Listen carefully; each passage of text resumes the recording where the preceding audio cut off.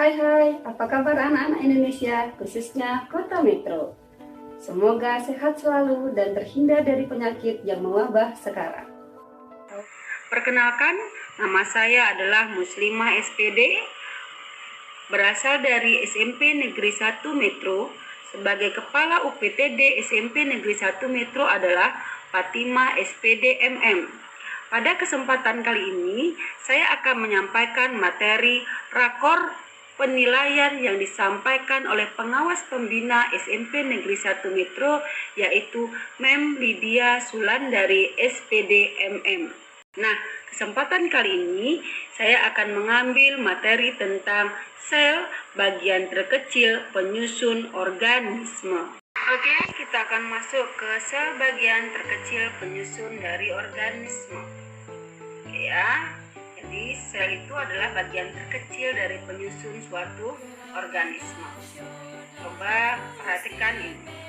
Tingkat organisme kehidupan dimulai dari yang pertama adalah sel. Ketika sel-sel bergabung menjadi satu, maka dia akan membentuk yang namanya jaringan. Ketika jaringan-jaringan berkumpul menjadi satu, maka namanya menjadi organ.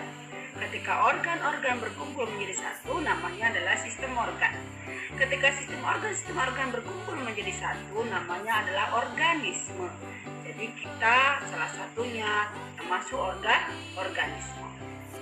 Oke, perhatikan ini. Organisme.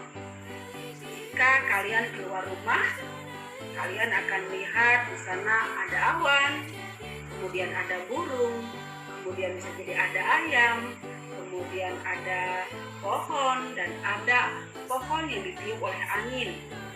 Nah, dari semua contoh-contoh ini, maka yang semua makhluk hidup itu adalah organisme. Dari peristiwa ini yang makhluk hidup siapa? Burung, ayam itu adalah merupakan organisme. Nah, sekarang kita lihat bagaimanakah susunan tubuh dari organisme. Nah, coba kalian perhatikan ini. Jika kalian amati, maka ini adalah penampang batang yang dipotong melintang. Kemudian ini adalah penampang melintang ketika dilihat di bawah mikroskop. Kemudian ini adalah tatanan batu bata untuk bangunan rumah. Apa maksudnya? Ini. Jika diamati pada gambar ini, maka tubuh makhluk hidup itu tersusun atas bagian-bagian yang saling menyatu dan bekerja sama, membentuk satu tubuh makhluk hidup. Nah, sama seperti halnya bangunan rumah ini. Bangunan rumah ini tersusun dari apa? Dari batu bata, kemudian membentuk ruangan-ruangan. Maka demikian juga dengan tubuh makhluk hidup. Tubuh organisme tersusun atas struktur yang paling kecil, yaitu sel. Nah, tubuh manusia misalnya tersusun atas lebih dari 10 pangkat 13 sel.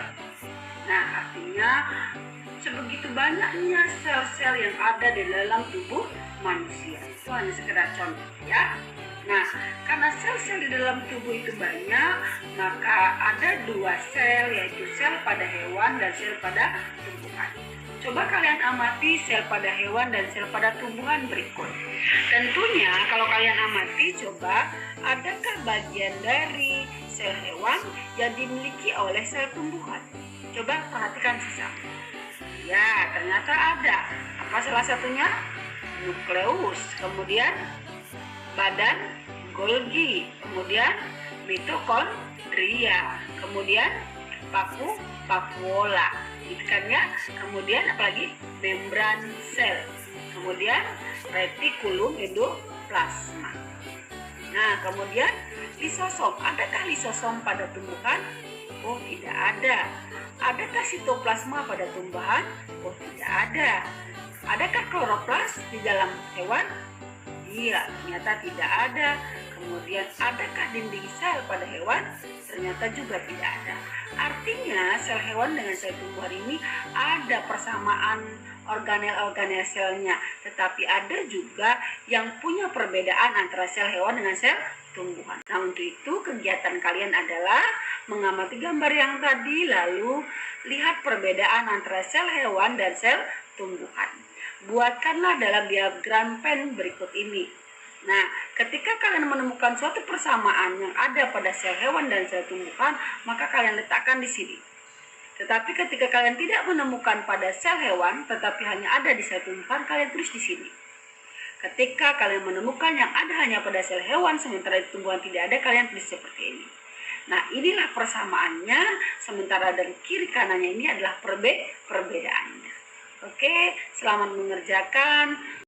Demikianlah materi yang ingin saya sampaikan pada kesempatan kali ini. Lebih dan kurangnya saya mohon maaf. Saya akhiri. Wassalamualaikum warahmatullahi wabarakatuh. Dan tetap semangat.